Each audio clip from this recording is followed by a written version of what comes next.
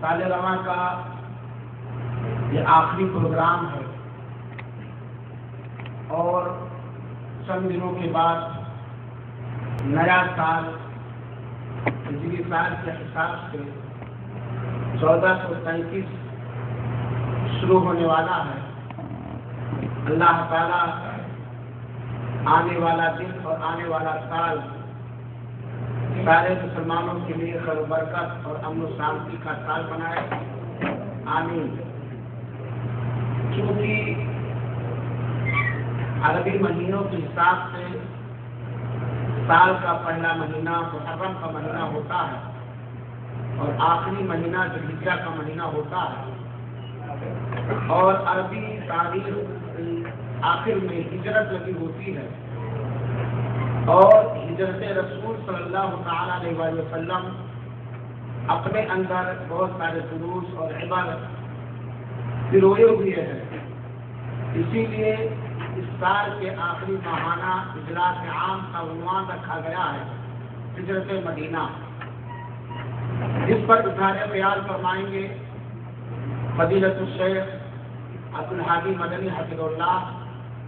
ہم آپ تمام سامعین و سامعات سے گزارش کریں گے چونکہ موضوع نیا ہے اور بہت ہی اہم موضوع ہے، اس کے اندر عقیدے سے متعلق بہت ساری چیزیں ہیں، احکام سے متعلق بہت ساری چیزیں ہیں اور بہت ہی عبرتناک موضوع ہے، لہذا آپ تمام حضرات غور سے سنیں گے اور اہم باتیں اپنی جانکاری کے لیے جانکاری کے لیے نوٹ کر لیا کریں گے، کیونکہ وقت کافی بیت چکا ہے، اس لیے بلا تاخیر ہم اپنے مخلص ساتھی فضیلت الشیخ عبدالحادی مدنی حفظہ اللہ سے گزارش کریں گے کہ آپ تشریف لائیں اور موضوع کی وضاحت فرمائیں۔ اللہ تعالیٰ موصوف کو صحت و تندرستی کے ساتھ موضوع کی وضاحت کرنے کی توفیق عطا فرمائے اور ان کی اس کوشش کو ان کے نیک اعمال میں درج فرمائے، آمین۔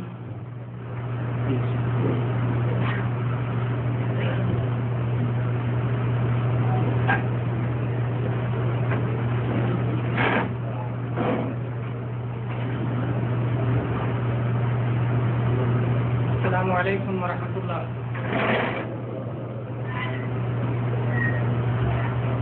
ان الحمد للہ نحمده ونستعینه ونستغفره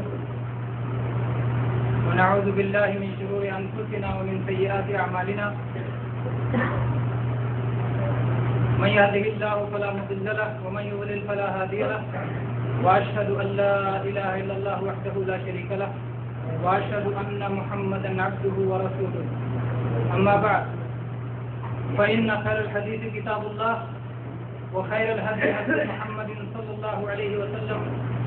وشر الامور محدثاتها وكل محدثة بدعة وكل بدعة ضلالة وكل ضلالة في النار۔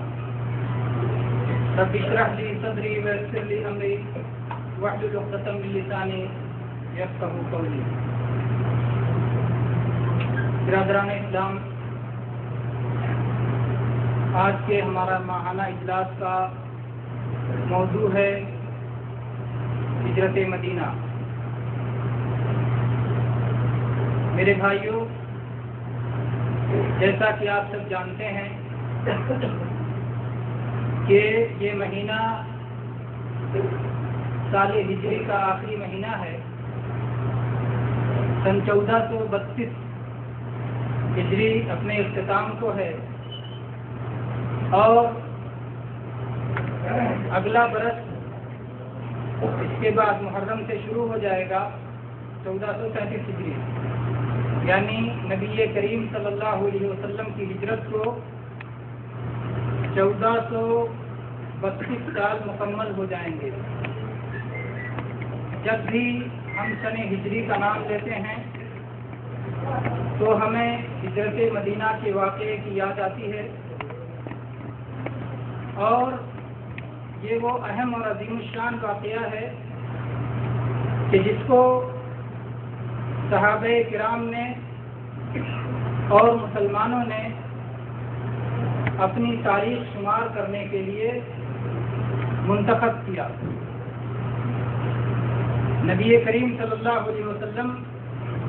اور آپ کے صحابہ کی زندگی میں اور بھی بہت سارے اہم واقعات تھے، لیکن ان سب کے بجائے تاریخ کے لیے اس کو منتخب کیا گیا کیونکہ اس کا نام لینے سے ساتھ میں بہت ساری چیزوں کی یاد آتی ہے۔ مسلمانوں کی اس کمزوری کی یاد آتی ہے جو ہجرت کے بعد ختم ہوئی، کفار کے اس ظلم و ستم کی یاد آتی ہے جس کا ہجرت کے بعد خاتمہ ہوا، اور ایسے ہی مسلمانوں کی ان قربانیوں کی یاد آتی ہے، انصار کے ایثار کی یاد آتی ہے، مہاجرین کے صبر و استقلال کی یاد آتی ہے، جذبہ فدائیت کی یاد آتی ہے۔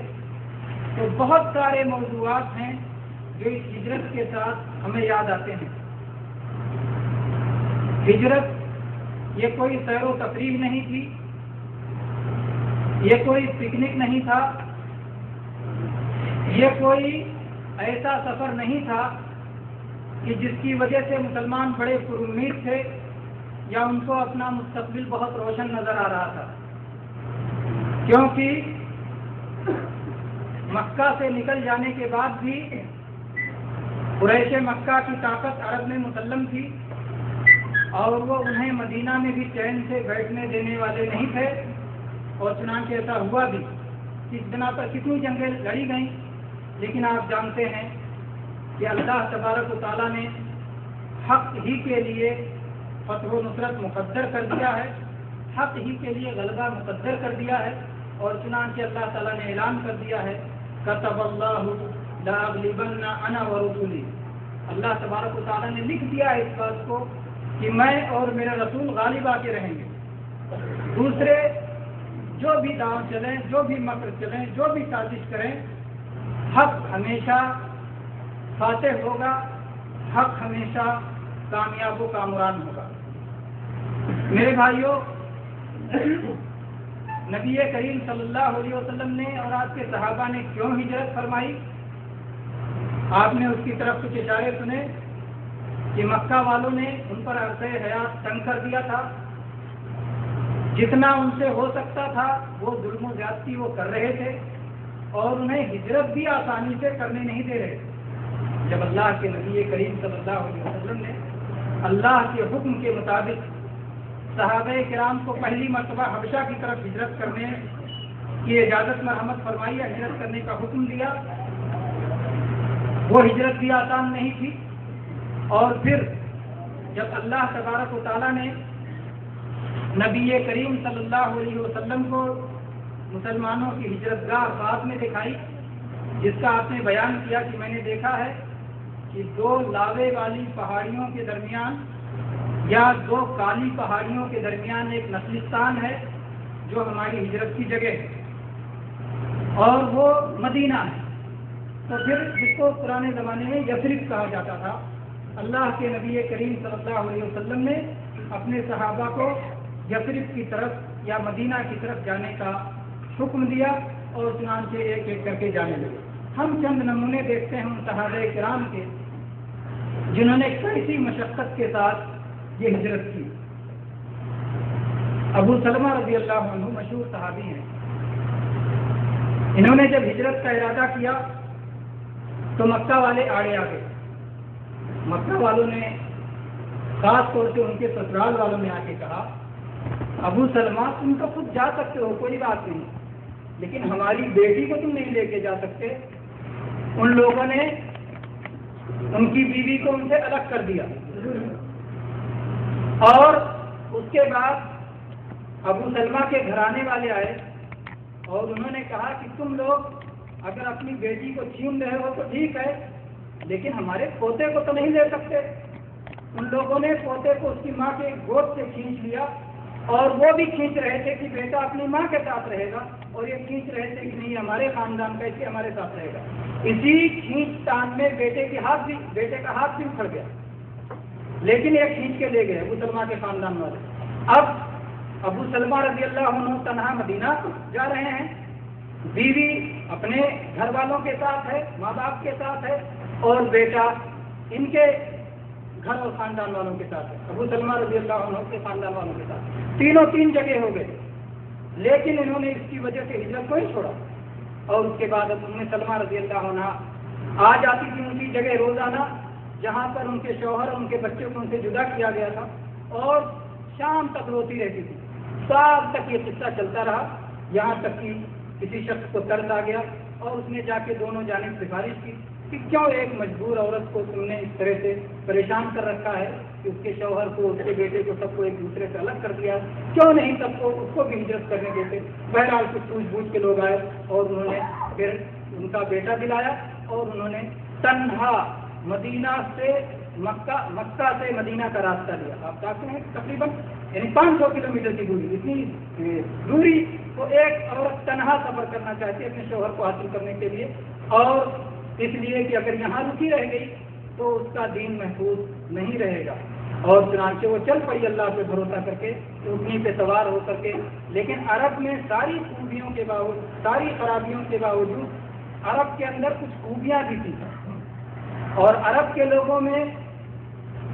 انہی خوبیوں کی وجہ سے اللہ تبارک و تعالیٰ نے اپنے آخری رسول کو بھیجنے کے لیے ملک عرب اختیار کیا، کیونکہ ان کے اندر بہت خوبیاں بھی تھیں۔ چنانچہ عثمان بن ابی طلحہ، انہوں نے جب یہ صورتحال دیکھی کہ ایک عورت تنہا سفر کر رہی ہے، اتنا لمبا اور خوفناک سفر، صحرائی راستوں کا سفر، تو وہ آ گئے اور انہوں نے پورے راستے ساتھ دیا، یہاں تک کہ جب خدا کے قریب پہنچ گئے تو انہوں نے کہا کہ اب جاؤ، یہ جو بستی نظر آ رہی ہے تمہارا شوہر اسی میں رہتا ہے، تم اللہ پہ بھروسہ کر کے آگے نکل جاؤ۔ تو اس طرح سے یہ ام سلمہ رضی اللہ عنہ جب بھی ان کا ذکر کرتی تھیں تو کہتی تھیں کہ عثمان بن ابو طلحہ سے زیادہ میں نے معزز و مکرم شخص نہیں دیکھا کہ جس نے پورے راستے کبھی بھی جو ہے کوئی غلط نگاہ نہیں اٹھائی، مدد کی۔ جب مجھے بیٹھنا ہوتا تھا یا سواری روکنا ہوتا تھا، آرام کرنا ہوتا تھا تو سواری بیٹھا کے دور چلے جاتے تھے، اور اس کے بعد جب سواری دوبارہ اٹھانا ہوتا تھا تو دوبارہ جب میں بیٹھ کر کے سواری کھڑی ہو جاتی تب آتے تھے، قریب آتے تھے، اور اس طرح سے پورے راستے انہوں نے بھرپور ساتھ دیا اور پھر وہاں سے نکل گئے۔ اور اس کا کوئی انہوں نے بعد میں بھی، جبکہ وہ مسلمان ہو گئے، اس وقت تک مسلمان نہیں تھے، بعد میں وہ مسلمان ہو گئے، کبھی بھی اس واقعے کا انہوں نے کریڈٹ لینے کی بھی کوشش نہیں کی کہ میں نے ایسا اور ایسا کیا۔ وہ اس وقت اگرچہ وہ کافر تھے لیکن ان کے اندر وہ فطرت موجود تھی جس فطرت کی بنا پر ایک انسان کو دوسرے انسان کی ہمدردی کا حکم دیا گیا ہے۔ بہرحال میرے بھائیو، اس سے آپ ہجرت کی دشواریوں کا ایک اندازہ لگا سکتے ہیں کہ ہجرت کتنی دشوار گزار چیز تھی، ہجرت کتنی مشکل چیز تھی۔ دوسرا واقعہ لیتے ہیں ہجرت کا، صحابہ کرام کی ہجرت کا، جس میں سے عمر رضی اللہ عنہ کی ہجرت کا واقعہ۔ عمر رضی اللہ عنہ، عمر ابن خطاب، اور دوسرے صحابی عیاش ابن ابی ربیعہ، اور تیسرے ہشام ابن ابی العاص، یہ تینوں نے ہجرت کرنے کا ارادہ کیا اور مکہ سے باہر ایک جگہ متعین کیا کہ یہاں تینوں ساتھی آ کے ملیں گے اور اس کے بعد مدینہ جائیں گے، اور کہا اگر کوئی ساتھی نہ پہنچ سکے تو آپ یہ اندازہ لگا لینا کہ شاید وہ کسی مصیبت میں پھنس گیا ہے اور باقی لوگ چلے جائیں گے۔ چنانچہ عمر رضی اللہ عنہ پہنچ گئے اور عیاش بھی پہنچ گئے اور ہشام نہیں پہنچ سکے۔ پھر ان دونوں نے مدینہ کا رخ کیا، مدینہ پہنچ گئے چھپتے چھپاتے۔ جب عیاش کے گھر والوں کو معلوم ہوا کہ یہ مدینہ چلے گئے ہیں تو ان لوگوں نے مدینہ کا پیچھا کیا۔ ابو جہل جو ماں کی طرف سے بھائی لگتا تھا اور ایک شخص اور، دو آدمی مدینہ تک پہنچے اور ان لوگوں نے عیاش سے کہا کہ عیاش تمہاری ماں نے قسم کھائی ہے کہ جب تک وہ تمہارا چہرہ نہیں دیکھے گی تب تک وہ سر میں کنگھی نہیں کرے گی اور اس وقت تک وہ دھوپ سے چھاؤں میں نہیں جائے گی، اور تم اسلام قبول کرنے کی بات کرتے ہو اور اسلام نے ماں باپ کے ساتھ اچھا سلوک کرنے کا حکم دیا ہے، لہذا تم اپنی ماں کا خیال کرو اور اس کی قسم کو پورا کرو تاکہ وہ تمہیں دیکھ لے اور سر میں کنگھی بھی کرے اور دھوپ سے چھاؤں میں بھی چلی جائے، اپنی ماں کی مشقت کا احساس کرے۔ عمر رضی اللہ عنہ نے کہا عیاش تم ان کے دھوکے میں نہ آنا، یہ تمہیں فریب دے رہے ہیں یہ تمہیں تمہارے دین کے معاملے میں فتنے میں ڈالنا چاہتے ہیں؟ انہوں نے کہا نہیں، میں اپنی ماں کے ساتھ حسن سلوک کے لیے میں جانا چاہتا ہوں، ماں سے اگلے پھر اس کے بعد میں واپس آ جاؤں گا۔ عمر رضی اللہ عنہ نے کہا اگر تم جانا ہی چاہتے ہو تو یہ لو میری اونٹنی، اور ذرا بھی ان لوگوں کی طرف سے کوئی مشکوک حرکت دیکھنا تو میری اونٹنی پہ سوار ہو کر کے تم ان سے بھاگ لینا، اپنے دین کو بچا لینا۔ عمر رضی اللہ عنہ کی اونٹنی انہوں نے لے لی اور اس کے بعد چلتے رہے، راستے میں کوئی بات نہیں ہوئی۔ جب مکہ کے قریب آ گئے، ابو جہل نے کہا کہ ہماری اونٹنی تو بھائی کافی تھک گئی ہے اور آپ کی اونٹنی بڑی اچھی ہے، تو ایسا کیوں نہیں کرتے کہ ہمیں اپنی اونٹنی پہ بیٹھا لو اور اس اونٹنی پہ اکیلے ہمارے ساتھی کو رہنے دو۔ انہوں نے اچھائی میں ٹھیک رہا، ہماری اونٹنی پہ بیٹھ جاؤ۔ اس اونٹنی پہ ابو جہل بیٹھ گیا، تھوڑی دیر کے بعد اس نے پیچھے سے ان کو جکڑ لیا اور ان کا ساتھی بھی اتر آیا، دونوں نے مل کے انہیں رسی سے باندھ دیا اور رسیوں سے باندھ کر کے اسی بندھی ہوئی حالت میں مکہ لے کر گئے اور مکہ والوں سے کہا کہ مکہ والوں دیکھو بیوقوفوں کے ساتھ ایسا ہی کرتے ہیں۔ یہ بیوقوف وہ بیوقوف سمجھتے تھے، وہ مسلمان ہو گیا اور جس نے اس کے لیے گھر چھوڑا، خاندان چھوڑا، اپنے وطن کو چھوڑا، اپنے عزت و اقارب کو چھوڑا، ان کی نظر میں وہ بیوقوف تھے، تو کہا دیکھو بیوقوفوں کے ساتھ ہی سلوک کرتے ہیں۔ اور اس کے بعد لے جا کر کے انہیں ایک ایسے گھر میں قید کر دیا جس گھر میں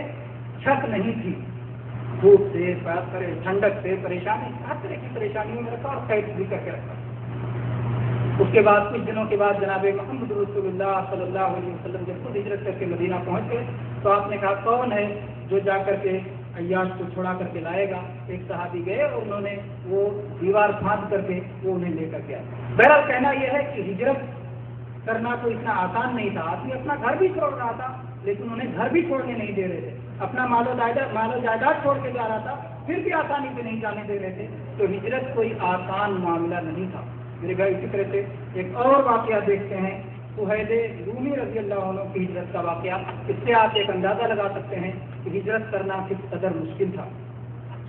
سہیل رضی اللہ عنہ یہ رومی تھے، یعنی روم کے باشندے تھے، یہ عربی نہیں تھے، یہ مکہ کے باشندے نہیں تھے۔ جب یہ مدینہ جانے لگے تو مکہ والوں نے کہا کہ سہیل تم جب مکہ آئے تھے تو حقیر و فقیر آئے تھے، تمہارے پاس کچھ نہیں تھا، تم خالی ہاتھ آئے تھے،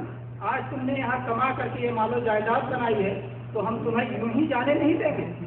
تو کہا اگر تم ہمارا سارا مال اور ساری جائیداد اگر میں تمہیں دے دوں تو تم جانے دو گے؟ کہاں تب جانے دیں گے۔ سہیل رضی اللہ عنہ نے سارا مال و جائیداد انہیں دے دیا اور صرف ایک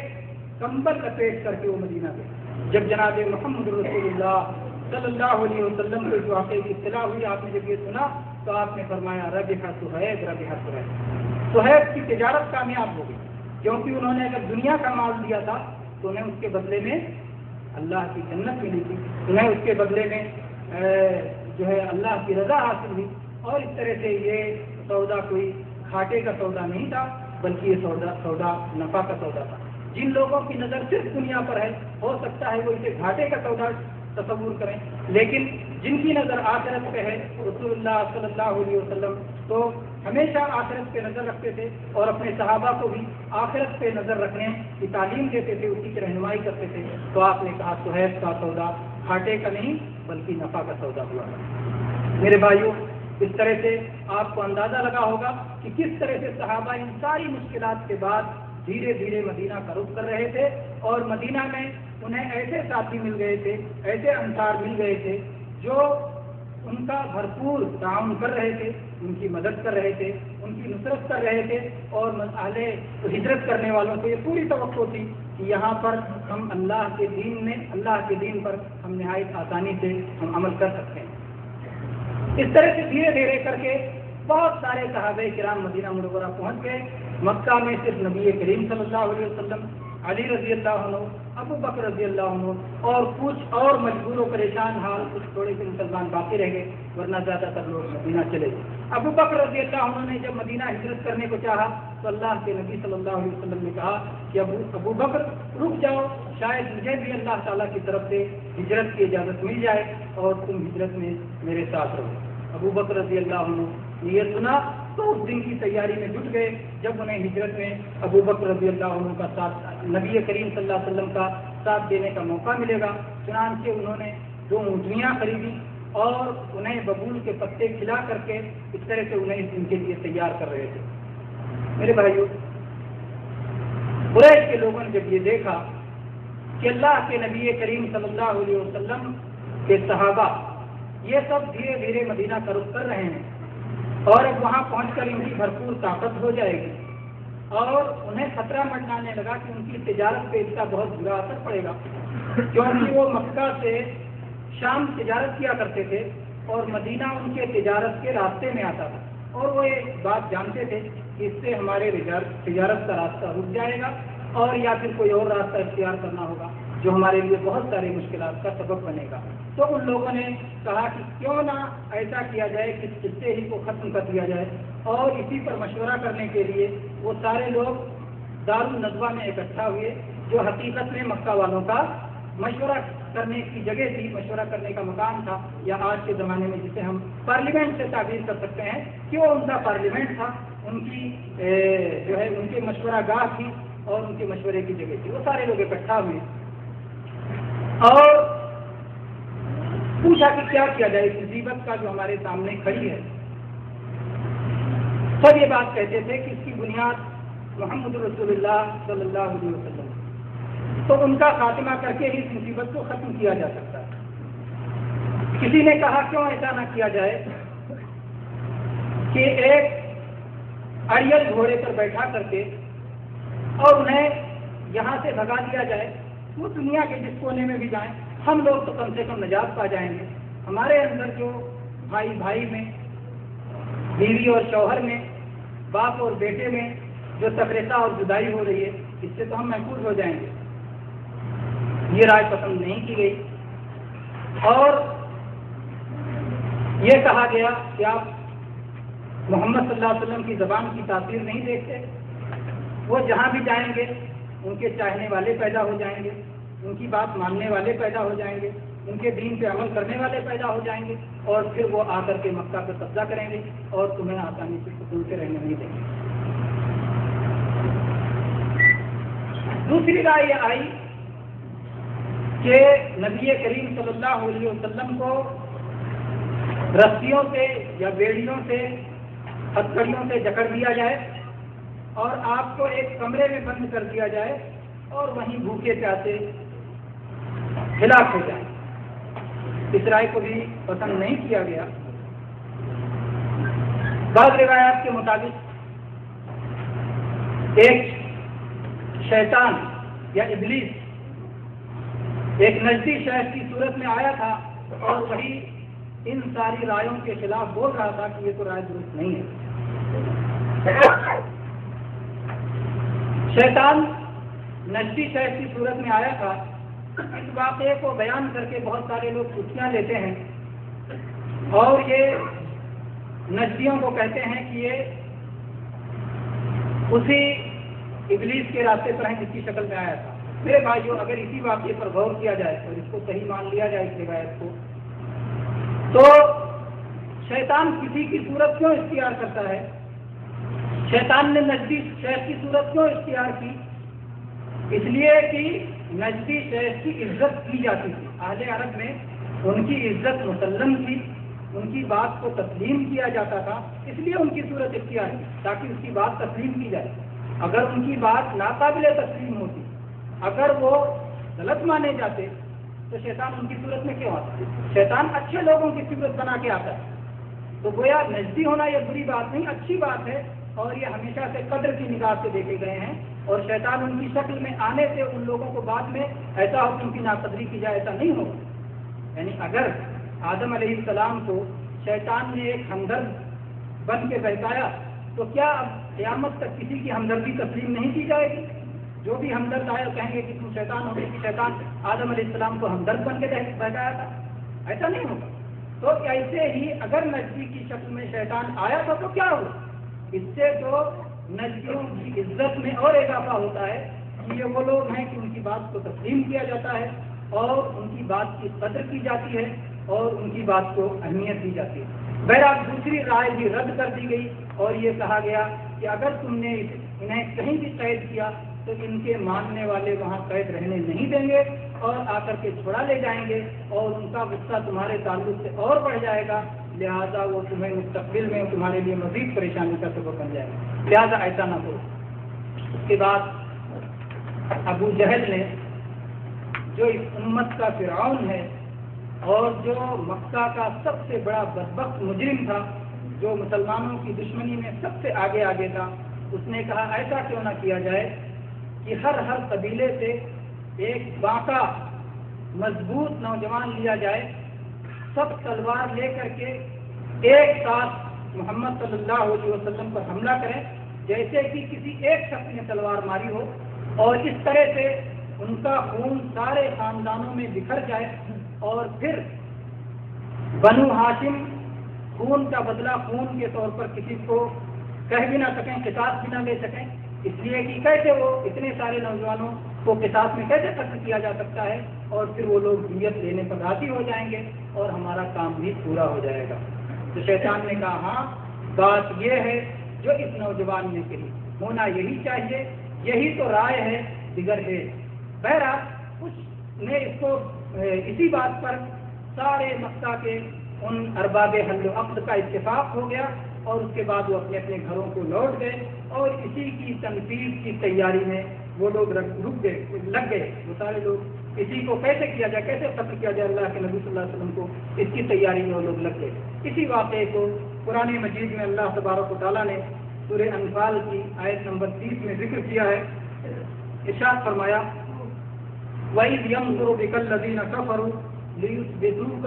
أَوْ يَقْتُلُوكَ أَوْ يُخْرِجُوكَ وَيَمْكُرُونَ وَيَمْكُرُ اللَّهُ وَاللَّهُ خَيْرُ الْمَاكِرِينَ۔ اس وقت کو یاد کرو جب کافر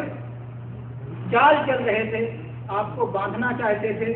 یا قتل کرنا چاہتے تھے یا دربدر کرنا چاہتے تھے، وہ اپنی چال چل رہے تھے، وہ اپنا داؤ چل رہے تھے، وہ اپنی تدبیر کر رہے تھے، اور اللہ تبارک و تعالیٰ اپنی تدبیر کر رہا تھا، اور اللہ تبارک و تعالیٰ کی تدبیر سب سے بہتر تدبیر ہے۔ تو چنانچہ ان کی چال ناکام ہو گئی، اور اللہ تبارک و تعالیٰ نے جو چاہا وہی ہوا۔ اور میرے بھائیوں، ہجرت اس لیے بھی ہوئی کہ یہ تو نبیوں کی سنت ہے۔ جب جناب محمد رسول اللہ صلی اللہ علیہ وسلم پر پہلی وحی آئی، اور آپ کی محبوب بیوی خدیجہ رضی اللہ عنہا آپ کو لے کر کے اپنے امزاد کے پاس گئیں،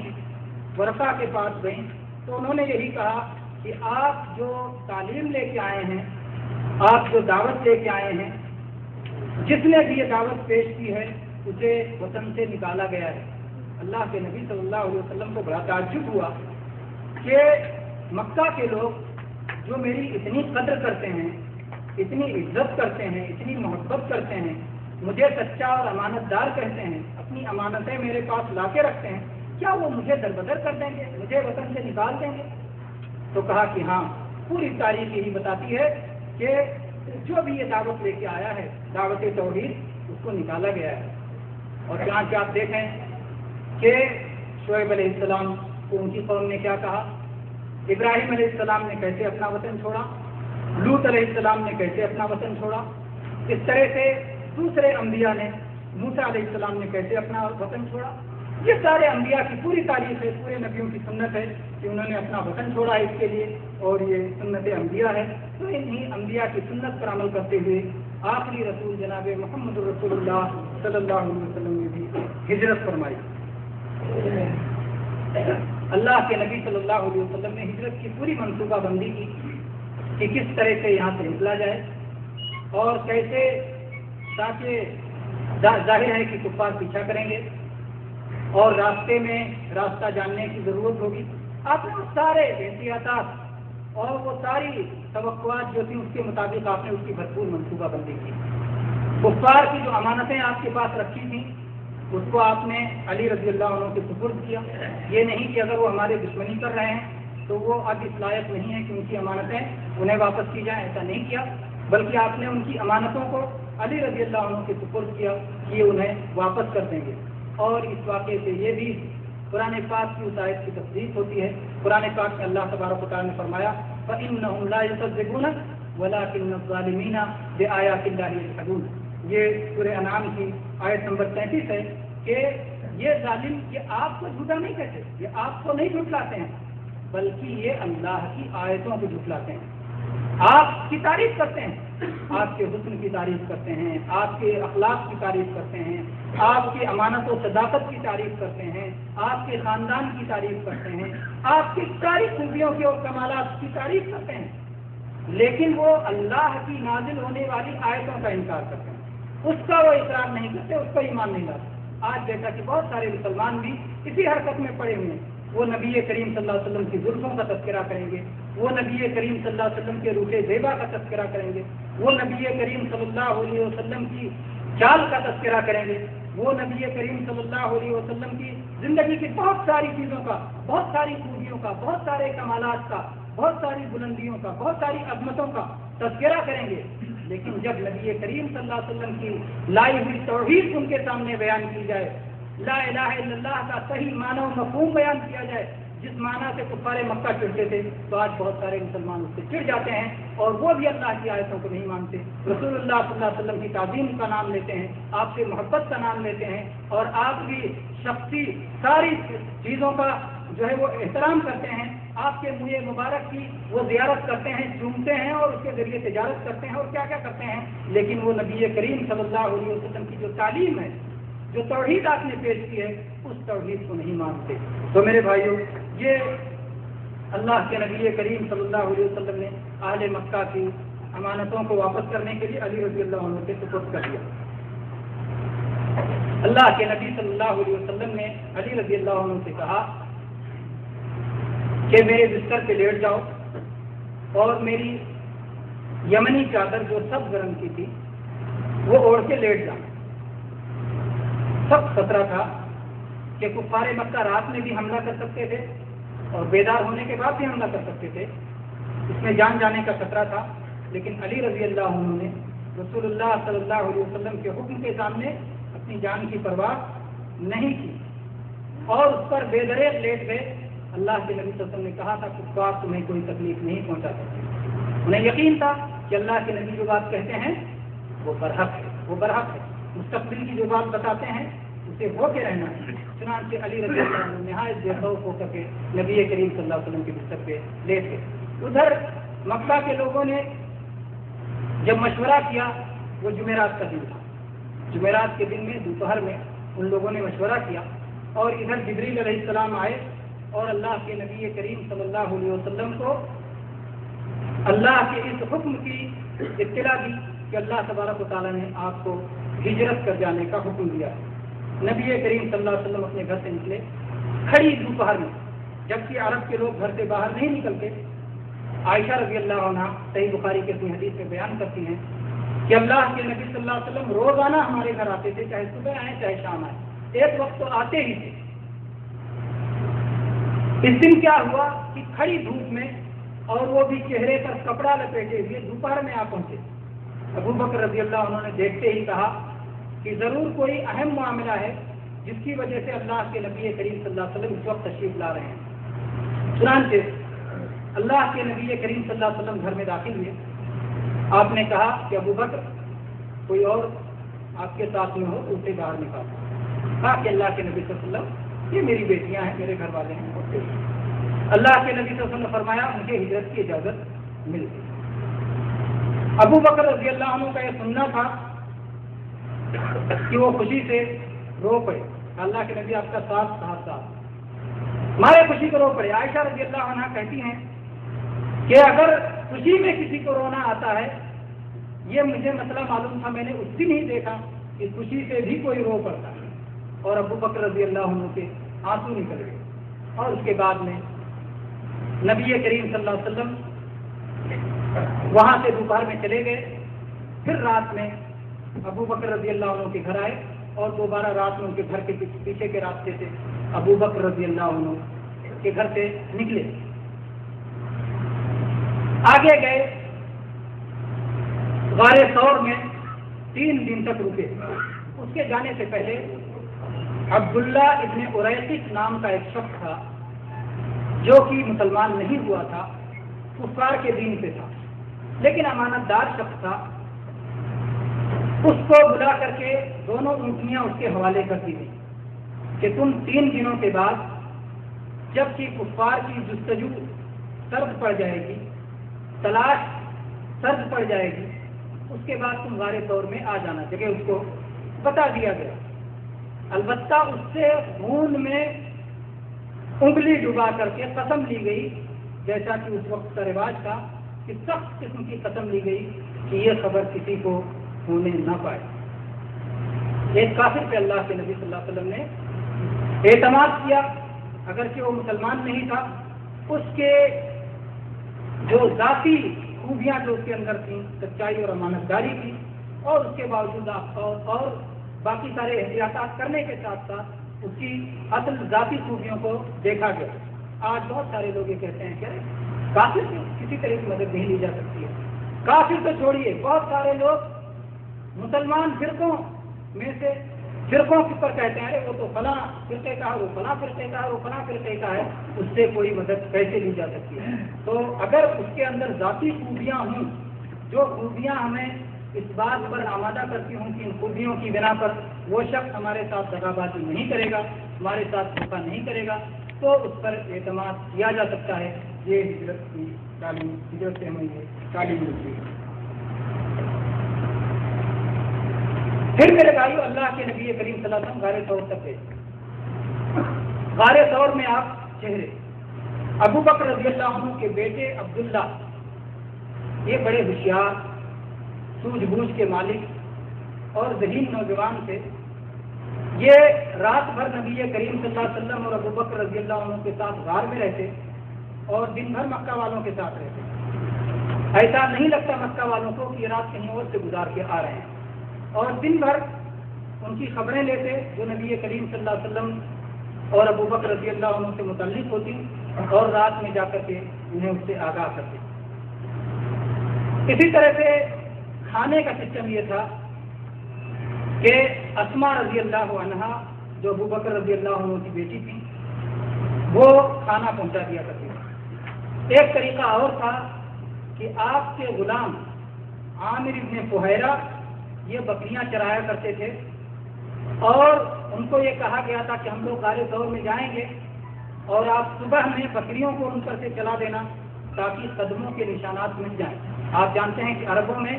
قدموں کے نشان جاننے کے ماہر ہوتے ہیں، اور صحرا میں اسی طرح سے لوگوں کے بارے میں پتہ لگایا جاتا ہے۔ تو جب انہوں نے اس پر اپنی بکریاں چلا دیا بکریوں کو چلا دیا تو قدموں کے نشانات بھی مٹ گئے۔ بکریاں لے کے وہاں پہنچے اور اس کے بعد ان کا دودھ بھی انہیں پلا دیا، تو اس طرح سے غذا کا بھی انتظام ہو گیا اور قدموں کے نشانات مٹانے کا بھی انتظام ہو گیا۔ تو یہ سارے انتظامات اللہ کے نبی صلی اللہ علیہ وسلم نے کر رکھے تھے۔ اسی دوران ایک واقعہ ہوا کہ کفار تلاش کرتے کرتے اس غار کے منہ کو پہنچ گئے۔ پہلی توقع یہ تھی کہ کفار مدینہ کے راستے سے تلاش کریں گے جو مکہ سے شمال میں پڑتا ہے، اس لیے اللہ کے نبی صلی اللہ علیہ وسلم نے مدینہ کے کاروانی راستے کو اختیار نہیں کیا، کیونکہ زیادہ تلاش اسی راستے کو۔ آپ نے اس کے بالکل برعکس یمن کا راستہ اختیار کیا، جنوب کا راستہ اختیار کیا، شمال کا راستہ کے بجائے جنوب کا راستہ اختیار کیا، اور یہ غار جنوب کی طرف پڑتا ہے، وہاں جا کر کے آپ نے تاکہ اس سے وہ قریب نہ ہے۔ لیکن مکہ کے لوگوں نے کسی ایک راستے پر اعتماد نہیں کیا، بلکہ چاروں طرف جو ہے انہوں نے تلاش کیا، اور انہوں نے یہ اعلان بھی کر دیا کہ جو شخص محمد صلی اللہ علیہ وسلم اور ابو بکر رضی اللہ عنہما کو جو گرفتار کر کے لائے گا، زندہ یا مردہ کسی طرح لائے گا، ان کو 100 اونٹ بطور انعام دیے جائیں گے۔ بہرحال ایک شخص تلاش کرتے کرتے اس غار کے منہ پہ پہنچ گیا۔ وہاں کیا دیکھتا ہے کہ مکڑی جالا بنے ہوئے۔ اس روایت کو حافظ ابن حجر رحمہ اللہ نے حسن قرار دیا ہے، اور دوسری سیرت کی کتابوں میں اس کا ذکر ملتا ہے کہ وہاں پر کبوتری نے انڈے دیے تھے اور جو ہے مکڑی نے جالا بنا ہوا۔ لیکن شیخ البانی رحمہ اللہ نے اس روایت کو منکر قرار دیا ہے اور کہا ہے کہ قرآن پاک میں اللہ تبارک و تعالیٰ نے یہ ارشاد فرمایا ہے وَأَيَّدَهُ بِجُنُودٍ لَمْ تَرَوْهَا، اللہ تعالیٰ نے اپنے نبی کی ان لشکروں سے مدد کی جس کو تم نے نہیں دیکھا۔ اور مکڑی کے جالے کو تو ہم دیکھتے ہیں، تو اس لیے غیر مرئی لشکر ہونا چاہیے، اس لیے اس روایت کا انکار کیا ہے اور کہا یہ منکر ہے۔ اور دوسری روایت جو طبرانی کی ہے اور جس کو شیخ البانی نے ختم قرار دیا ہے، کہا کہ یہ قابل قبول روایت ہے، اس میں یہ ہے کہ جب وہ شخص قریب پہنچا تو فرشتوں نے اس کا منہ پھیر دیا۔ جب وہ شخص غار کے قریب پہنچا تو فرشتوں نے اس کا منہ پھیر دیا اور وہ غار کی طرف اس نے توجہ نہیں کی، غار کے اندر اس نے نہیں دیکھا۔ ابو بکر رضی اللہ عنہ نے کہا کہ اللہ کے نبی صلی اللہ علیہ وسلم اگر یہ شخص تھوڑا سا جھک کے اگر اپنے قدموں کو دیکھے گا تو غار میں ہمارے اوپر نظر پڑ جائے گی۔ اللہ کے نبی کریم صلی اللہ علیہ وسلم نے نہایت پرسکون انداز میں جواب دیا کہ اے ابو بکر، ان دو کے بارے میں تمہارا کیا خیال ہے جس کا تیسرا اللہ ہے؟ لا تحزن ان اللہ معنا، لا تحزن ان اللہ معنا، گھبراؤ نہیں، غم نہ کرو، اللہ ہمارے ساتھ۔ یہ نہیں کہا صرف میرے ساتھ ہے، اللہ ہم دونوں کے ساتھ ہے، اللہ ہم دونوں کے ساتھ ہے، ہم سب کے ساتھ ہے اللہ تبارک ان اللہ معنا۔ اس سے ابو بکر رضی اللہ عنہ کی اور اس امت کی کتنی بڑی فضیلت ثابت ہوتی ہے میرے بھائی۔ موسیٰ علیہ السلام ان کی قوم کا واقعہ دیکھیے، قرآن مجید میں اس کا ذکر آیا ہے۔ اللہ تبارک و تعالیٰ نے واقعہ ذکر کرتے ہوئے فرمایا کہ جب موسیٰ علیہ السلام کی قوم ان کے ساتھ ساتھ گئی اور وہ لوگ ایسی جگہ پہنچ گئے کہ فرعون کا لشکر بھی پیچھا کرتے کرتے آ گیا، سامنے دریا تھا، پیچھے فرعون کا لشکر تھا۔ قوم کے لوگوں نے کہا موسیٰ تمہارے آنے سے پہلے بھی ہم مصیبت میں تھے، تمہارے آنے کے بعد بھی ہم مصیبت میں ہیں، دیکھو فرعون کا لشکر پیچھے ہے اور آگے دریا ہے، تم کچھ کرو۔ موسیٰ علیہ السلام نے کیا فرمایا تو کلا ان معی ربی سیہدین، میرے ساتھ میرا رب ہے، وہ مجھے راستہ دکھائے گا۔ یہ نہیں کہا ہم سب کے ساتھ۔ تو دیکھیں یہ کتنی بڑی فضیلت ہے ابو بکر رضی اللہ عنہ کو جو حاصل ہوئی۔ کہا گیا کہ اللہ تعالیٰ سب کے ساتھ، نبی صلی اللہ علیہ وسلم کے ساتھ بھی ہے اور صدیق اکبر کے ساتھ بھی، صدیق اکبر ہم دونوں کے ساتھ ہے اللہ تبارک و تعالیٰ۔ یہ آیت جس میں کہا گیا اللہ ہمارے ساتھ ہے، سورہ توبہ کی آیت نمبر 40 میں ہے۔ اس میں یہ کہا گیا اللہ ہمارے ساتھ۔ بہت سارے لوگ اس آیت کو لے کر کے کہتے ہیں کہ اللہ ہر جگہ، اللہ ہمارے ساتھ ہے، اللہ ہر جگہ۔ اگر اللہ ہر جگہ ہوتا اور ابو بکر رضی اللہ عنہ بھی یہ بات مانتے تو کیا کہتے؟ اللہ کے نبی اللہ تو ہر جگہ ہے، وہ ہمارے ساتھ بھی ہے، کفار کے ساتھ بھی ہے، کیونکہ وہ ہر جگہ ہے، ہر جگہ ہے تو ان کے ساتھ، ان کے ساتھ، سب کے ساتھ ہو گیا۔ تو یہ مسئلہ نکالنا کہ اللہ تبارک و تعالیٰ ہر جگہ ہے، اس آیت سے کبھی درست نہیں ہو سکتا۔ اللہ ہمارے ساتھ ہے جن آیتوں میں بھی ذکر ہے اس سے کبھی یہ معنی نہیں نکلتا کہ اللہ ہر جگہ ہے۔ اللہ کہاں ہے؟ ساتوں آسمانوں کے اوپر اپنے عرش پر ہے، اپنی مخلوق سے الگ ہے، اپنی مخلوق سے الگ ہے، مخلوق کے اندر نہیں اللہ تعالیٰ۔ اللہ تعالیٰ ساتوں آسمانوں کے اوپر اپنے عرش پر ہے، اپنی مخلوق سے الگ ہے۔ تو اللہ تعالیٰ اوپر ہے، اللہ ہمارے ساتھ ہے، یعنی اللہ کی مدد ہمارے ساتھ ہے، اللہ کی نصرت ہمارے ساتھ ہے، اللہ کی تائید ہمارے ساتھ ہے، اللہ کی نگرانی ہمارے ساتھ ہے، اللہ کا تعاون ہمارے ساتھ ہے، اللہ کی دیکھ ریکھ ہمارے ساتھ ہے، اللہ کا سننا اور دیکھنا اور اس کا جاننا ہمارے ساتھ ہے، اس کا علم ہمارے ساتھ۔ تو یہ ہے ساتھ ہونے کا معنی، یہ نہیں کہ اللہ تعالیٰ کی ذات ہمارے بغل میں بیٹھی ہوئی نعوذ باللہ، یہ ساتھ ہونے کا معنی ہرگز نہیں ہوتا۔ اللہ ہمارے ساتھ ہے یعنی اللہ کی مدد ہمارے ساتھ۔ تو اللہ کے نبی کریم صلی اللہ علیہ وسلم نے جب یہ کہا تو سکون ہو گیا۔ بہت سارے لوگ یہاں یہ بات بھی کہتے ہیں، ابو بکر رضی اللہ عنہ کی تنقید کرتے ہوئے کہتے ہیں کہ ابو بکر رضی اللہ عنہ بڑے ڈرنے والے تھے اور انہوں نے ڈر کے مارے کہا کہ وہ ابھی کافر ہمیں دیکھ لے گا اور ابھی ہمارا یہ ہو جائے گا، وہ ڈرنے والے تھے۔ بہت سارے لوگوں نے اس طرح سے ابو بکر رضی اللہ عنہ کی تنقید کی۔ نعوذ باللہ، اگر وہ ڈرتے بھی تھے تو طبعی ڈر اور بشری ڈر یہ تنقید کا سبب نہیں۔ موسیٰ علیہ السلام کے بارے میں کیا قرآن میں اللہ تعالیٰ نے فرمایا کہ وہ فرعون سے بھاگے،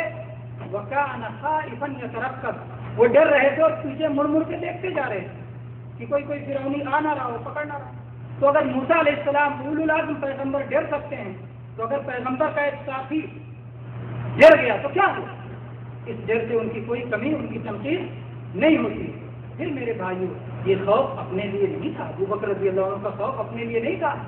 یہ خوف رسول اللہ صلی اللہ علیہ وسلم کے بارے میں تھا کہ مجھے کچھ ہو گیا تو کوئی بات نہیں، میں ایک فرد ہوں، میں ایک شخص ہوں، لیکن رسول اللہ صلی اللہ علیہ وسلم ایک دعوت ہے، آپ ایک پیغام ہیں،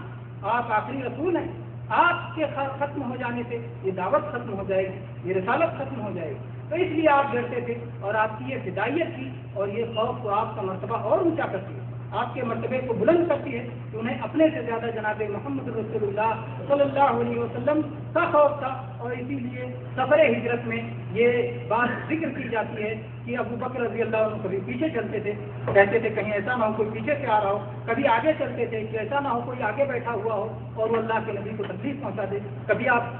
دائیں چلتے تھے اور کبھی آپ بائیں چلتے تھے، کہیں ایسا نہ ہو کسی طرف سے رسول اللہ صلی اللہ علیہ وسلم کو کوئی تکلیف پہنچ جائے، اس لیے اللہ کے نبی کو نہ پہنچ کر کے مجھے پہنچ جائے، اس لیے وہ آپ چاروں طرف سے چلا کرتے تھے۔ تو بہرحال کہنا یہ ہے کہ اس میں ابو بکر رضی اللہ عنہ کی فضیلت معلوم ہوتی ہے کہ وہ اللہ کی رضا کی تلاش میں تھے، وہ رسول اکرم صلی اللہ علیہ وسلم کو راضی کرنا چاہتے تھے اور اس طرح سے اللہ کی جنت دینا چاہتے تھے، اور اس میں ان کی کوئی تنقید نہیں، بلکہ یہ ان کا مرتبہ اس میں بڑھا ہی ہوتا ہے، اس میں ان کا مرتبہ اور زیادہ بڑھا ہوا معلوم ہوتا ہے۔ اسی طرح سے میرے بھائیوں، آپ یہ دیکھیں کہ جب نبی کریم صلی اللہ علیہ وسلم نے ہجرت کی تو اسماء رضی اللہ عنہا نے جب کھانے کا سامان باندھا تو باندھنے کی کوئی چیز نہیں مل رہی، انہوں نے اپنی کمر بند کھولی اور کمر بند کو دو حصوں میں چیر کر کے ایک حصے سے توشے دان باندھ دیا اور ایک حصے کو اپنی کمر میں باندھ دیا، اور وہ کھانا لا کر کے غار ثور تک پہنچاتی بھی، غار ثور تک کھانا لا کے پہنچاتی۔ اس سے اسلام کی خدمت میں عورتوں کی اہمیت کا اندازہ ہوتا ہے، کس طرح سے ایک ایمان والی عورت، ایک ایمان والی لڑکی، ایک ایمان والی بچی کس طرح سے اسلام کو آگے بڑھانے میں اور اسلام اور مسلمانوں کی مدد کرنے میں کیا کردار ادا کر سکتے ہیں۔ ایسے ہی نوجوانوں کا کردار میرے بھائیوں، عبداللہ بن ابی بکر رضی اللہ عنہ نوجوان تھے اور دن میں مکہ والوں کی خبریں سن کر کے رات میں رسول اللہ صلی اللہ علیہ وسلم کو آ کے بتاتے تھے، اور اس کے بعد پھر دن میں وہاں چلے جاتے تھے۔ اس طرح سے وہ سراغ رسانی کا کام کرتے تھے۔ اب ان کے کردار سے معلوم ہوتا ہے کہ نوجوان یہ اسلام کے لیے بہت کچھ کر سکتے ہیں، اور نوجوان اسلام اور مسلمانوں کی جو ہے رفعت کے لیے، عظمت کے لیے بہت کچھ کر سکتے ہیں۔ اسی طرح سے میرے بھائیوں، جب اللہ کے نبی کریم صلی اللہ علیہ وسلم نکل گئے تو آپ نے ایک مقام پہ کھڑے ہو کر کے مکہ کی طرف دیکھا اور آپ نے فرمایا کہ اے مکہ، تو اس روئے زمین پر اللہ کی نظر میں سب سے محبوب سرزمین ہے، وَلَوْلَا أَنَّ قَوْمِي أَخْرَجُونِي مَا خَرَجُوا، اگر میری قوم نے مجھے نکال نہ دیا ہوتا تو میں مکہ چھوڑ کے نہ نکلتا۔ تو اس سے جہاں مکہ کی فضیلت معلوم ہوتی ہے، وہیں اس سے یہ بھی معلوم ہوتا ہے کہ ایک شخص جہاں پیدا ہوتا ہے، ایک شخص کی جہاں نشو و نما ہوتی ہے، ایک شخص جہاں پلتا بڑھتا ہے، کیسے اس کی محبت دلوں میں بیٹھ جاتی ہے۔ اور چنانچہ صحابہ کرام بھی جب ہجرت کر کے مدینہ پہنچے تو مدینہ وبا زدہ سرزمین تھی، اس وبا کی وجہ سے بہت سارے لوگ بیمار ہو گئے اور بہت سارے لوگ مکہ کو یاد کر کے مکہ کو یاد کیا کرتے تھے اور بار بار اسے یاد کیا کرتے تھے، کب موقع ملے گا ہم کب دوبارہ مکہ جائیں گے۔ تو اللہ کے نبی صلی اللہ علیہ وسلم نے دعا فرمائی، اللہم حبب الینا المدینہ کحبنا مکہ او اشد، اے اللہ تعالیٰ مدینہ ہمارے دلوں میں محبوب کر دے جیسے مکہ کی محبت ہے، یا مکہ سے بھی زیادہ محبوب بنا دے۔ تو آپ دیکھتے ہیں کہ اللہ تبارک و تعالیٰ نے آپ کی دعا سن لی، اور صحابہ کرام نے بعد میں پھر جو ہجرت کر کے آئے تھے، جب مکہ فتح ہو گیا تو بھی مکہ کا رخ نہیں کیا اور وہ مدینہ ہی میں رکے رہ گئے، اور مدینہ کی محبت ان کے دل میں ہو گئی، اور ہجرت کرنے والے کے لیے تو مکہ میں رکنا منع تھا۔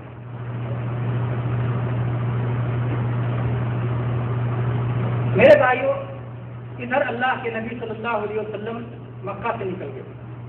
ادھر مکہ والوں نے کیا کیا، قتل کا پروگرام ان کا تھا، انہوں نے نبی کریم صلی اللہ علیہ وسلم کے گھر کو گھیر رکھا تھا، وہ گھیرے ہوئے ہیں۔ اللہ کے نبی صلی اللہ علیہ وسلم کو یہ امید نہیں تھی کہ میں گھر سے نکلوں گا اور میرے گھر کو یہ تلوار لے کر گھیرے ہوئے رہیں گے، اس لیے آپ نے جو پروگرام بنایا تھا اس پروگرام میں اس کا کوئی حل نہیں تھا، آپ نے جو منصوبہ بنایا تھا اس منصوبے میں اس کا کوئی حل نہیں تھا کہ اگر وہ گھر کو چاروں طرف سے گھیر لیں گے تلوار لے کے تو کیا ہوگا۔ تو جب ایک بندہ اسباب کو اختیار کرتا ہے تو جہاں اس سے کمی ہو جاتی ہے وہاں اللہ کی مدد، جہاں اسباب ختم ہو جاتے ہیں وہاں اللہ کی مدد آتی ہے، اور اللہ کی مدد آئی اور اللہ تبارک و تعالیٰ نے ان کی آنکھوں کو پکڑ لیا اور دیکھ نہیں سکے. اللہ کے نبی صلی اللہ علیہ وسلم وہیں گھر کے دروازے سے نکلے اور سب کے سروں پہ مٹی ڈالتے ہوئے نکل گئے اور کوئی آپ کو دیکھ نہیں سکا. جب آپ نکل گئے آرام سے اور ابو بکر رضی اللہ عنہ گھر سے ہو کے غار ثور پہنچ گئے تو ایک آنے والے نے کہا تم لوگ یہاں کیا کریں گے تلوار لے کر کے؟ کہا کہ محمد صلی اللہ علیہ وسلم کو قتل کرنے کے لیے کھڑے ہیں. کہا کہ وہ تو جا چکے ہیں, وہ تو جا چکے ہیں, ذرا اپنے سر کو جھاڑو, اس پہ تمہارے مٹی بھی ڈال کے گئے. جھاڑے تو ہاں مٹی بھی ڈالا ہوا ہے. لیکن انہوں نے دروازے کی سوراخ سے جھانک کے دیکھا تو کوئی بستر پہ سو رہا تھا. انہوں نے کہا ارے جاؤ کہنے دیں اس کو, غبار ان کے سر پہ پڑ گیا ہوگا, یہ تو بستر پہ سو رہے ہیں. اور اس کے بعد جب صبح ہوئی اور اس بستر سے علی رضی اللہ عنہ برآمد ہوئے تو ان لوگوں کے ہاتھ سے کوٹے اڑ گئے اور علی رضی اللہ عنہ کو پکڑ کے لے گئے اور ہفتے بیجا میں رکھا اور کہا کہ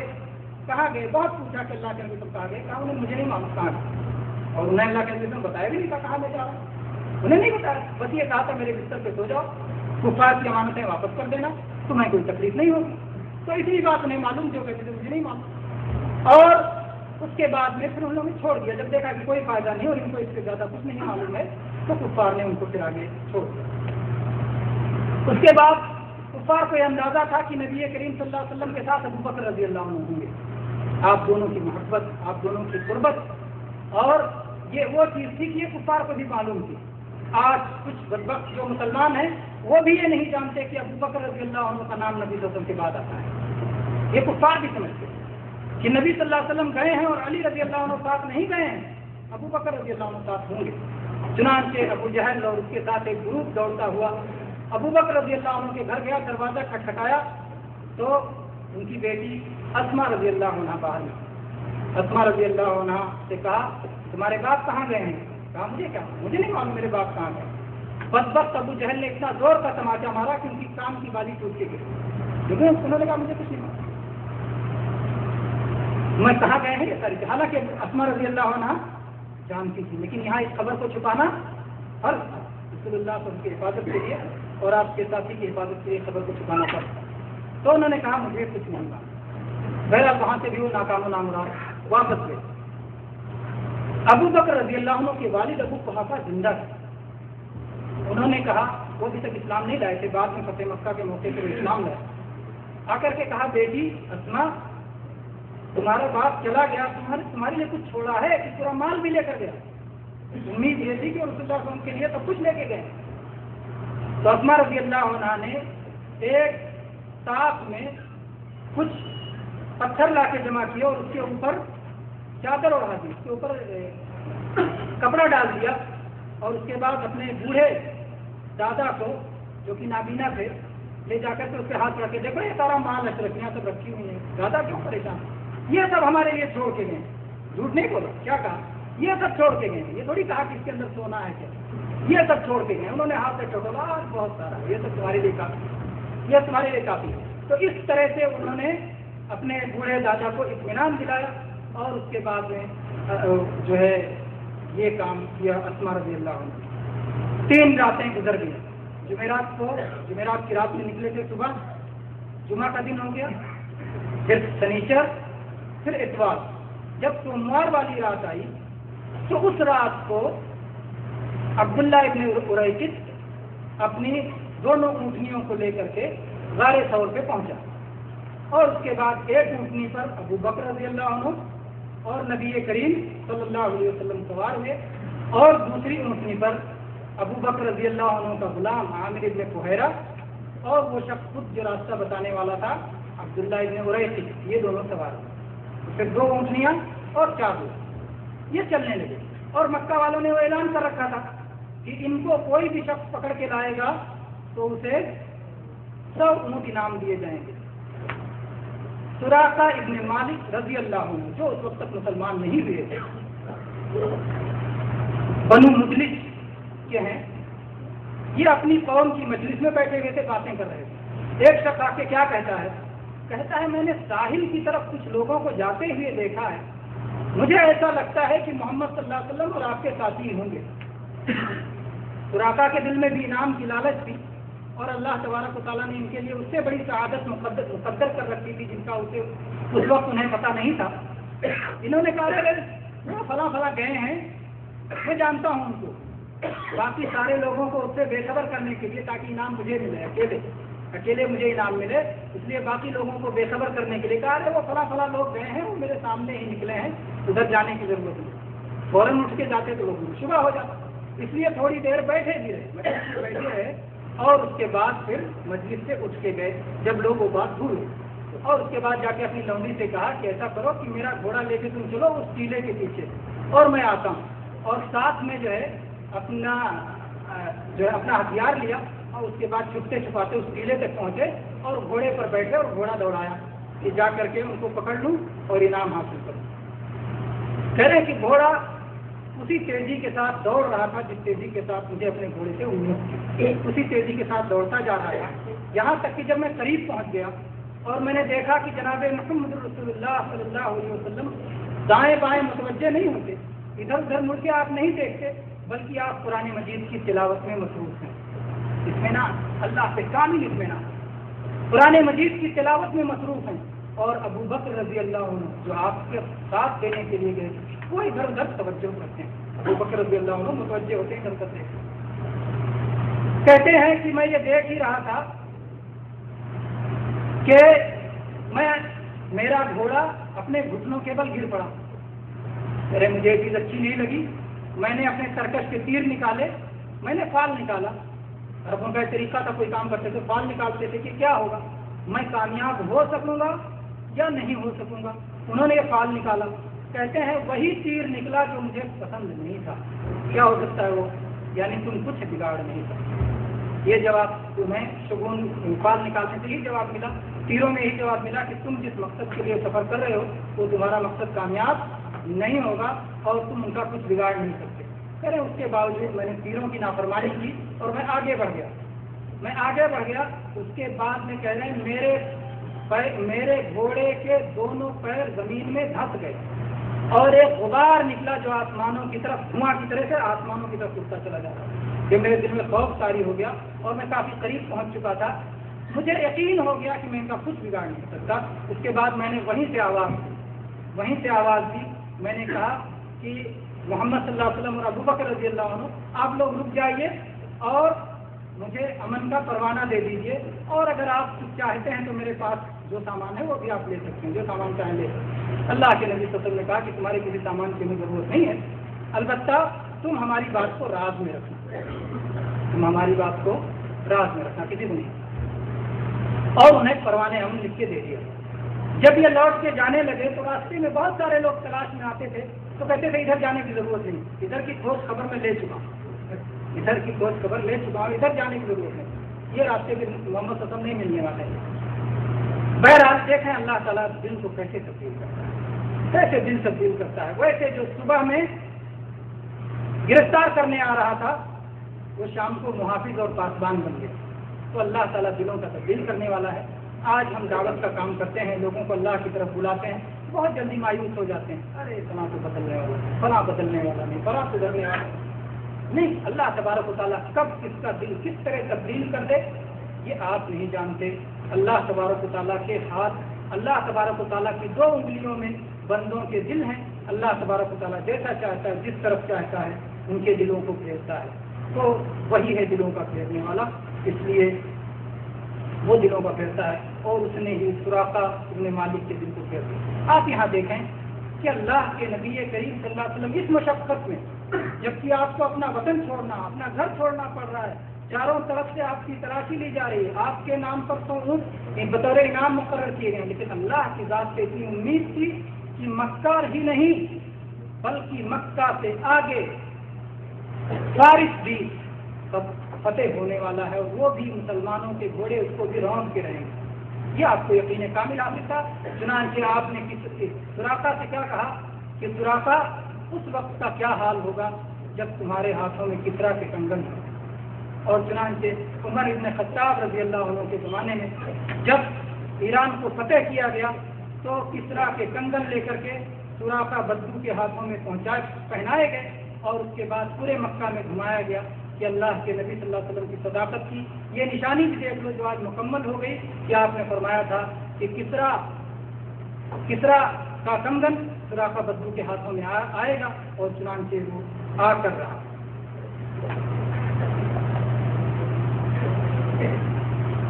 میرے بھائیوں، پھر جناب محمد رسول اللہ صلی اللہ علیہ وسلم آگے بڑھے۔ راستے میں ایک اور واقعہ ہوا۔ ام معبد نام کی ایک عورت مکہ اور مدینہ کے راستے میں رہا کرتی تھی، مسافروں کی خدمت کرتی تھی، اور ان کو دودھ اور گوشت یہ جو بھی سامان ہوتا ہے وہ اس سے خریدتے تھے، بیچتے تھے، لوگ وہاں خرید کر کے اپنے کھانے وغیرہ کا انتظام کر لیتے تھے۔ اس خیمے کے پاس سے نبی کریم صلی اللہ علیہ وسلم کا گزر ہوا، اور آپ نے پوچھا کہ کچھ ہے؟ تو اس نے کہا کہ آج افسوس کی بات کوئی چیز نہیں، ہمارے پاس کوئی چیز نہیں۔ اللہ کے نبی صلی اللہ علیہ وسلم نے کہا کہ وہ کونے میں ایک بکری کھڑی دکھائی دے رہی ہے، تو کہا وہ اس وجہ سے کہ اس کے اندر چلنے کی بھی طاقت نہیں ہے کہ وہ اپنے باقی بکریوں کے ساتھ چرنے کے لیے چلی جائے، تو گھر میں کھڑی ہوئی۔ اللہ کے نبی صلی اللہ علیہ وسلم نے کہا کہ مجھے دودھنے کی اجازت ہے؟ کہا کہ بالکل، آپ بسط شوق اگر آپ دودھ سکتے ہیں۔ اللہ کے نبی کریم صلی اللہ علیہ وسلم نے ان کے گھر کا خوب بڑا جو برتن ہو سکتا تھا وہ لیا، دوہا، اس رہنما کو راستہ بتانے والے کو پلایا، عامر بن فہیرہ غلام کو پلایا، ابو بکر رضی اللہ عنہ کو پلایا، پھر خود پیا، اور اس کے بعد میں آپ نے کہا اسی برتن میں آپ کے پینے سے ختم ہو گیا، پھر دوبارہ اس بکری سے دوہ کر کے وہ برتن پورا لبالب بھر دیا، یہاں تک کہ جھاگ سے وہ بھر گیا برتن پوری طرح سے، اور اس کے بعد اس کو ان گھر والوں کے لیے چھوڑ دیا، اور جو کچھ دینا تھا آپ نے کیا۔ اور بعد کے زمانے میں بھی یہ سیرت میں یہ بات ملتی ہے کہ وہ آئیں تو اللہ کے نبی صلی اللہ علیہ وسلم نے ان کے ساتھ اچھا معاملہ کیا، انہیں بہت کچھ دیا۔ تو بہرحال اللہ کے نبی صلی اللہ علیہ وسلم کا ایک یہاں معجزہ ظاہر ہوا، اور آپ کے اللہ تبارک و تعالیٰ کی طرف سے یہ آیت اور یہ نشانی آپ کی نبوت کی صداقت کی نشانی ظاہر ہوئی، اور آپ آگے بڑھے۔ اس کے بعد میں جب ام معبد کا شوہر آیا تو اس نے کہا کہ یہ گھر میں دودھ کیسے؟ تو بتایا کہ ایک بڑا مبارک شخص آیا تھا، اور اس کے اندر یہ صفات تھی، ساری صفات کو بیان کیا۔ اللہ کے نبی صلی اللہ علیہ وسلم کی جو تصویر اس عورت نے کھینچی ہے وہ کسی اور نے نہیں کھینچا۔ اس کا سبب بتاتے ہوئے ایک عالم نے کہا کہ رسول اللہ صلی اللہ علیہ وسلم کی حیبت، آپ کا روب، جیسے صحابہ کرام کے دلوں میں آپ کی محبت تھی، ویسے ہی آپ کا حیبت،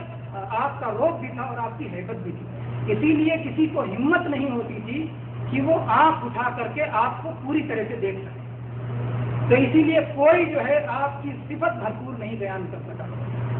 نبوت کے بعد آپ کا روب بھی ہوتا تھا، آپ کی محبت بھی ہوتی، اسی لیے کسی نے صفت بیان کرتے ہوئے کہا کہ آپ کا چہرہ تو چاند جیسا تھا، اور کسی نے کہا کہ آپ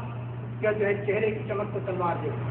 بہرحال مختلف انداز میں تعبیر کیا، لیکن ایک ایک صفت کو جس طرح سے اس عورت نے بیان کیا ہے کسی نے بیان نہیں کیا، اس لیے کہ یہ تو آپ کی ذات مبارکہ سے واقف ہی نہیں تھی۔ اس نے جب پہلی نظر میں دیکھا تو چونکہ تیز نظر والی تھی، ہوشیار تھی، اس لیے فوراً اس کو پیش کر لیا، اور اس کو پھر اس کے بعد اپنے شوہر سے بیان کیا۔ اور ساری سیرت کی کتابوں میں جب نبی کریم صلی اللہ علیہ وسلم کا حلیہ بیان کیا جاتا ہے تو اس عورت کا بیان وہاں درج کیا جاتا ہے کہ انہیں معبد نے بیان کیا۔ بہرحال اس نے کہا کہ مبارک شخص آیا تھا، شوہر نے کہا کہ وہ نہ ہو، یہ وہی شخص ہے جس کو قریش کے لوگ ڈھونڈ رہے ہیں، اگر میں موقع پاؤں تو جا کے اس کے جو ہے اس کے ہاتھ پہنچوں گا۔ اللہ کے نبی کریم صلی اللہ علیہ وسلم پھر یہاں سے آگے بڑھ گئے، اور اس کے بعد میں راستے میں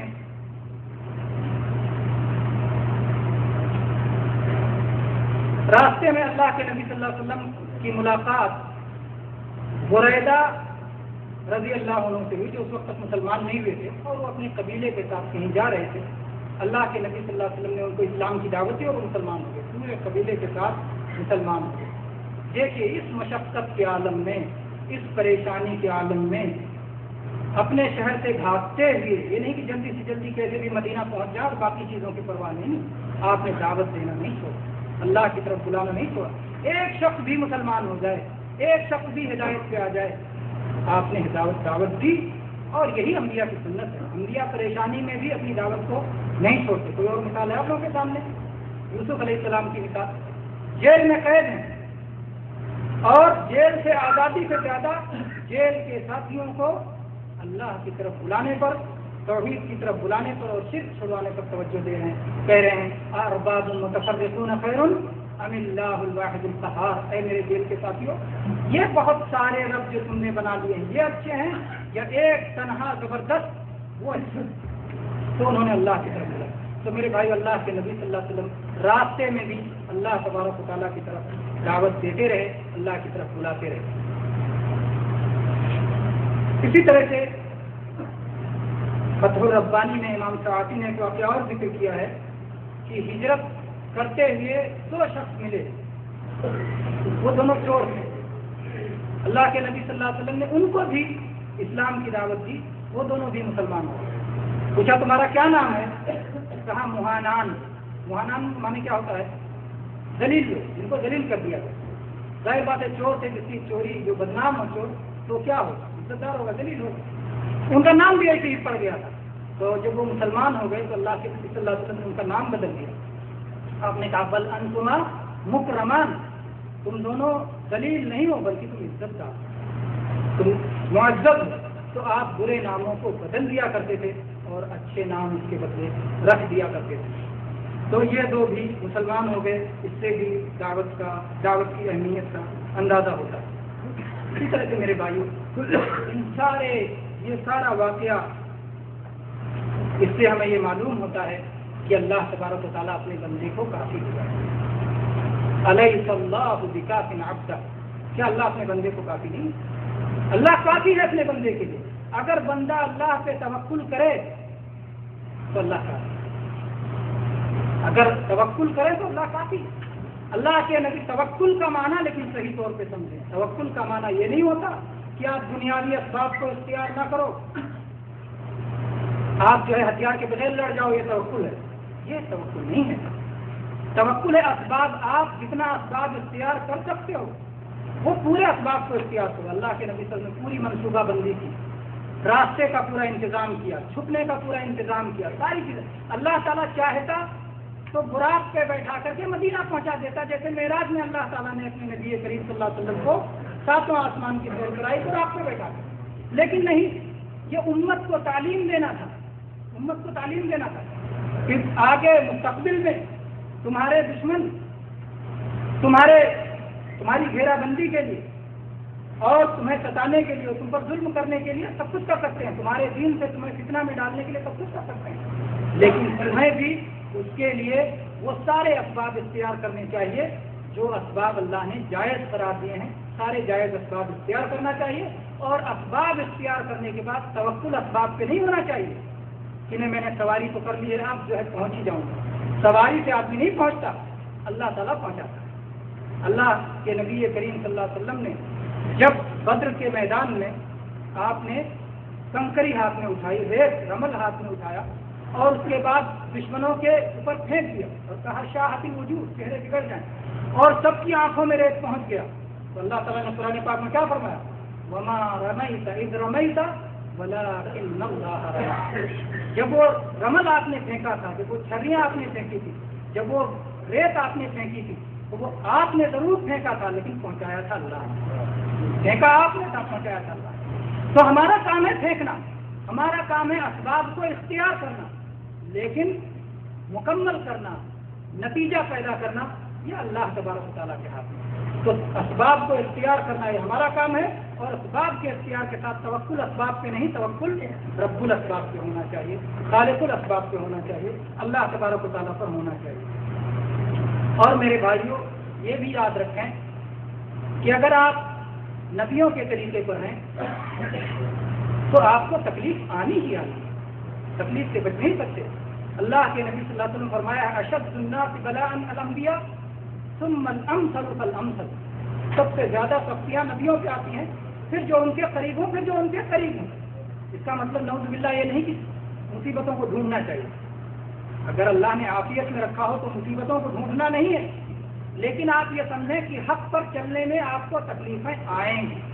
حق پر چلنے میں تکلیفیں آئیں گی، اور ان تکلیفوں کو دور کرنے والا اللہ ہے، وہی اپنے بندے کے لیے کافی ہو جاتا ہے۔ میرے بھائیوں، پھر جناب محمد رسول اللہ صلی اللہ علیہ وسلم قبا میں پہنچ گئے. مدینہ میں تقریباً 2 ہفتے کے بعد پہنچے اور وہاں بھی نکلے تھے تو بھی غار سے نکلے تھے تو سوموار کی رات تھی اور وہاں بھی پہنچے تو جو ہے سوموار کا دن تھا قبا میں جب آپ پہنچے. اور اس کے بعد میں اللہ کے نبی کریم صلی اللہ علیہ وسلم نے وہاں پر جو ہے مسجد کی بنیاد رکھی اور پھر وہاں کچھ دن ٹھہرے, مدینہ کے حالات معلوم کیے, مدینہ کو خبر پہنچائی اور اس کے بعد پھر جمعہ کے دن مدینہ تشریف لے گئے. آپ مدینہ تشریف لے گئے تو مدینہ بھی پہنچ کر کے آپ نے سب سے پہلے کیا کام کیا؟ وہاں بھی جو بہت سارے کام کیے, اس میں سے ایک اہم کام کیا کہ آپ نے وہاں مسجد کی تعمیر کی. اور رکے کس کے گھر؟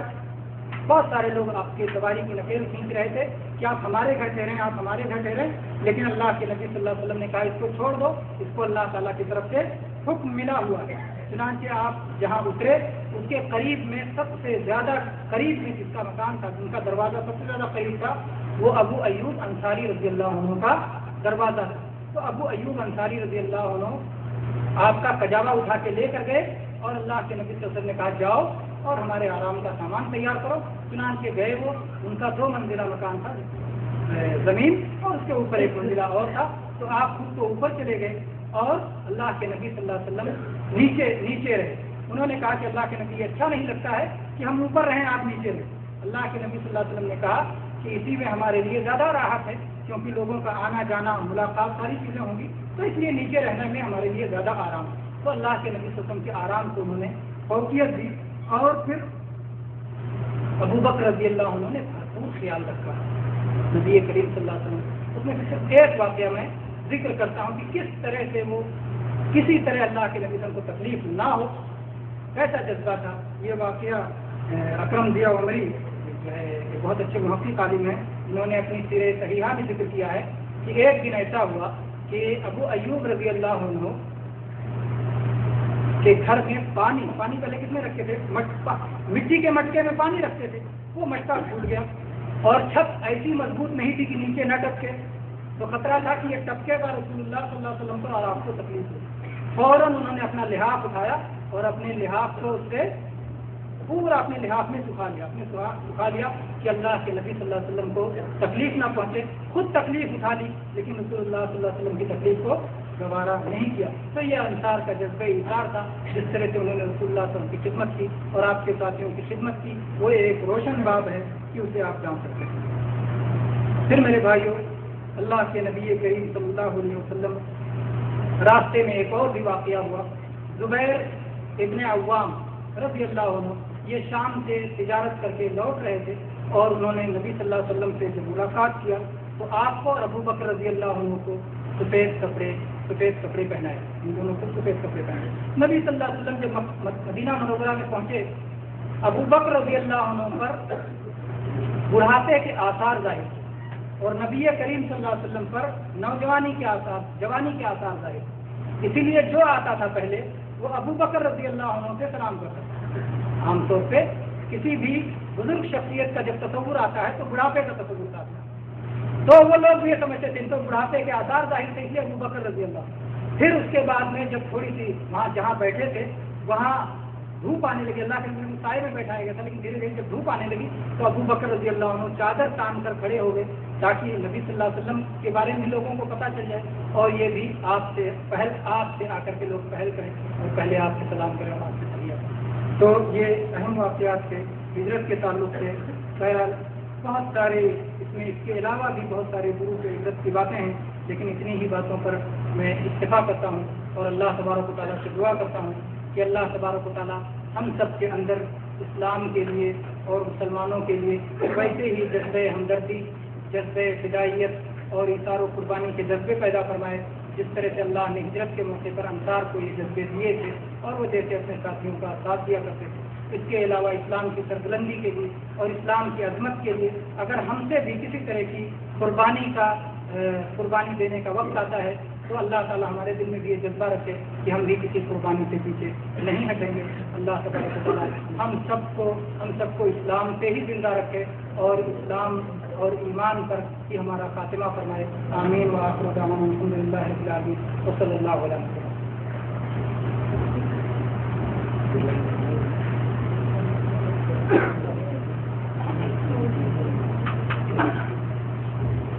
السلام علیکم ورحمۃ اللہ وبرکاتہ. حاضرین مجلس، ہجرت مدینہ ہم اور آپ سن رہے تھے، اور جہاں تاریخی حیثیت سے ہجرت کا بیان ہو رہا تھا، وہیں پر ہجرت سے متعلق جو نصیحتیں تھیں، جو ہجرتیں تھیں، جو دروس تھے، وہ بھی ہم سن رہے تھے. ضرورت اس بات کی ہے کہ ہجرت مدینہ اور رسول اللہ صلی اللہ علیہ وسلم کی سیرت پاک ہمیں مسترد کتابوں سے زیادہ سے زیادہ پڑھنا چاہیے، سمجھنا چاہیے، کیونکہ سیرت پاک، سیرت نبی صلی اللہ علیہ وسلم کے پڑھنے سے جہاں نبی پاک صلی اللہ علیہ وسلم کی سیرت، آپ کے عادات، اخبار، ہمتیں اور بہت ساری چیزوں کا علم ہوتا ہے، وہیں پر صحابہ کرام نے جو دین اسلام کے لیے یا صحابہ کرام نے نبی کریم صلی اللہ علیہ وسلم کی خاطر خواہ مدد کرنے میں جو قربانیاں دی ہیں، ایسی چیزوں کا بھی علم ہوتا ہے. اور یہ بات ظاہر کی ہے کہ جب آدمی ایسی پیاری ذات کی سیرت پڑھے گا تو اس کے دل میں ولولے پیدا ہوں گے، جذبے پیدا ہوں گے، اور صحابہ کرام کے نقش قدم پر چلنے کی کوشش کرے گا. لہذا ہم یہ گزارش کریں گے کہ ہم نے جو سنا ہے، جو سیکھا ہے، مزید اور سیکھنے کی کوشش کریں. اللہ رب العالمین سے دعا ہے کہ اللہ تعالیٰ ہم سب کو نبی پاک صلی اللہ علیہ وسلم کی سیرت پڑھنے اور اس سے عبرت حاصل کرنے کی توفیق عطا فرمائے، اور نبی کریم صلی اللہ علیہ وسلم جو پیغام توحید لے کر کے آئے تھے اور جو آپ نے تعلیم دی ہے، اسے سیکھنے، سمجھنے اور عمل کرنے اور دوسروں تک پہنچانے کی توفیق عطا فرمائے. اور انشاءاللہ اس کیلنڈر آنے کے بعد اگلے ماہانہ پروگرام کا اعلان کیا جائے گا.